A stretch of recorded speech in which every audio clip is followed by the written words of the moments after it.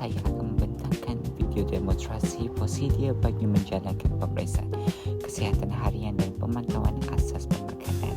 Saya Afiq Khairul bin Khairun daripada Diploma Pendidikan Awal Kanak-Kanak. Pemeriksaan kesihatan dan pemantauan pemakanan merupakan tanggungjawab yang penting yang perlu dilaksanakan oleh guru dan juga penjaga di pusat pendidikan awal kanak-kanak iaitu tadika ataupun taska. Pemeriksaan kesihatan membantu mengesan sebarang masalah kesihatan pada peringkat awal, manakala pemantauan pemakanan membantu memastikan kanak-kanak mendapat makanan yang seimbang dan mencukupi. Kedua-dua aspek ini penting bagi menjamin kesejahteraan kanak-kanak serta mewujudkan persekitaran pembelajaran yang sihat dan kondusif. Prosedur pertama di dalam pemeriksaan kesihatan ialah memerhati keadaan fizikal dan tingkah laku kanak-kanak. Langkah pertama dalam pemeriksaan kesihatan harian ialah memerhati keadaan fizikal dan tingkah laku kanak-kanak apabila mereka tiba di pusat pendidikan. Guru perlu memerhatikan kebersihan pakaian, keadaan rambut, kebersihan tangan dan kuku serta keadaan kulit. Selain itu, guru juga perlu melihat sama ada kanak-kanak kelihatan sihat, cergas dan bersedia untuk mengikuti aktiviti pembelajaran yang dilakukan pada hari tersebut.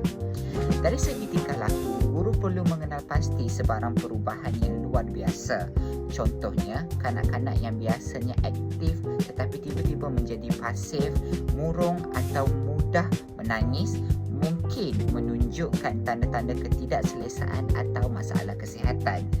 Pemerhatian awal ini sangat penting kerana ia membantu guru mengesan perubahan keadaan kanak-kanak dengan lebih cepat. Selepas pemerhatian awal dilakukan, guru perlu memastikan tanda-tanda penyakit yang mungkin dialami oleh kanak-kanak tersebut. Antara simptom-simptom yang perlu diberikan perhatian ialah demam, batuk, selsema, bersin yang berterusan, mata merah, muntah, cirit-birit, ruam kulit dan kesukaran bernafas. Sekiranya terdapat simptom-simptom tertentu, guru boleh melakukan pemeriksaan lanjut seperti mengambil suhu badan atau mendapatkan maklumat daripada ibu bapa mengenai keadaan kesihatan anak mereka. Tingkah ini penting untuk memastikan penyakit dapat dikesan lebih awal dan risiko penularan kepada kanak-kanak lain dapat dikurangkan. Selain daripada memeriksa tanda-tanda penyakit, guru juga perlu mengenal pasti sebarang ketidaknormalan yang terdapat pada kanak-kanak tersebut. Antara contoh-contohnya ialah seperti luka, lebam, bengkak, ruam luar biasa, kesukaran bergerak atau keletihan yang melampau. Selain daripada keadaan fizikal, perubahan emosi yang ketara juga perlu diberikan perhatian kerana ia mungkin menunjukkan masalah kesihatan atau tekanan yang dialami oleh kanak-kanak tersebut. Sekiranya terdapat ketidaknormalan seperti ciri-ciri yang diterakan tersebut, maklumat tersebut perlulah direkodkan dan dimaklumkan kepada ibu bapa kanak-kanak tersebut untuk tindakan yang lebih lanjut. Semua maklumat yang diperolehi semasa pemeriksaan kesihatan perlulah direkodkan secara sistematik menggunakan senarai sema atau log kesihatan.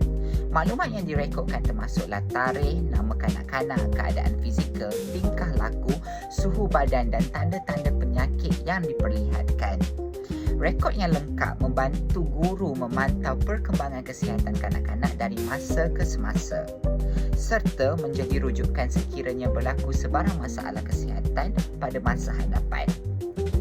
Sekiranya terdapat keadaan yang membimbangkan, guru perlu mencatatnya dengan jelas dan tepat berdasarkan pemerhatian sebenar.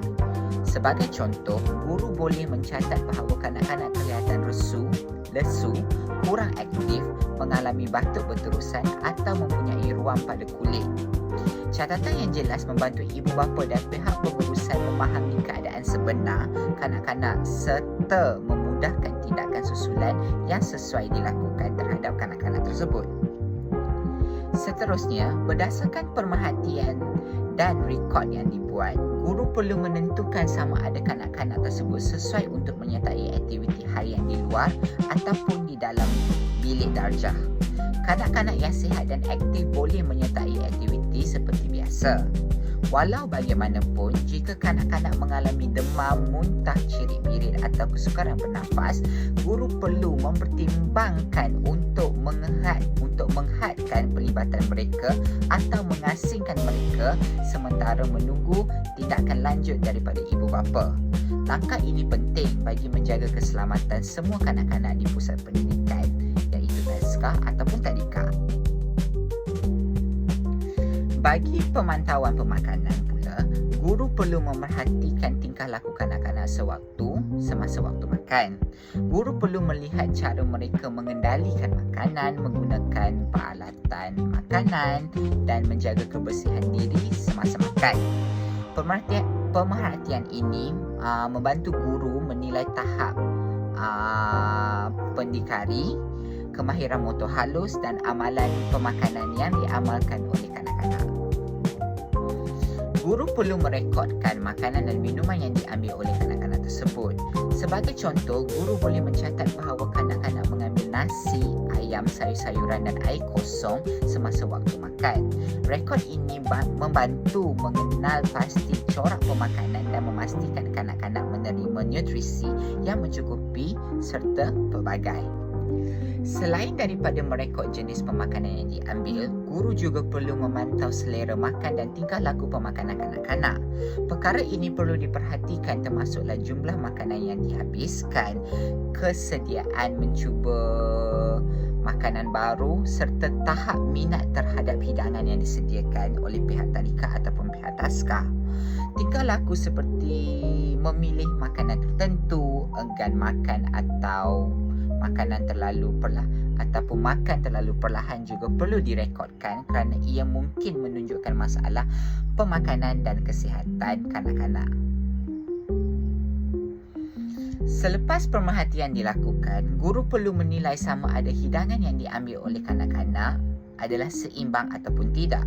Hidangan yang seimbang seharusnya mengandungi karbohidrat, protein, sayur-sayuran, buah-buahan dan minuman yang sihat.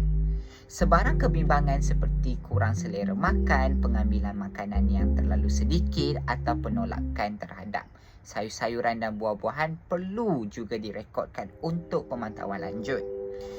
Maklumat ini juga boleh dibincangkan bersama ibu bapa kanak-kanak tersebut bagi membantu meningkatkan amalan pemakanan kanak-kanak. Kesimpulan menyeluruh berkenaan pemeriksaan kesihatan harian dan juga pemantauan pemakanan di dalam pendidikan awal kanak-kanak. Sebagai kesimpulannya, pemeriksaan kesihatan dan pemantauan pemakanan merupakan proses yang sangat penting dalam pendidikan awal kanak-kanak. Pemeriksaan kesihatan membantu mengesan masalah kesihatan lebih awal, manakala pemantauan pemakanan dapat memastikan kanak-kanak mendapat nutrisi yang mencukupi untuk pertumbuhan dan perkembangan mereka. Rekod yang sistematik membolehkan guru membuat pemantauan yang berterusan serta pengambilan tindakan yang sesuai apabila diperlukan. Oleh itu, kerjasama antara guru dan ibu bapa dan pihak pengurusan amat penting bagi memastikan kanak-kanak membesar dalam persekitaran yang sihat, selamat dan kondusif untuk perkembangan mereka secara holistik. Sekian sahaja daripada saya untuk pembentangan dan juga video demonstrasi tentang pemeriksaan kesihatan dan juga pemantauan pemakanan di dalam pendidikan awal kanak-kanak.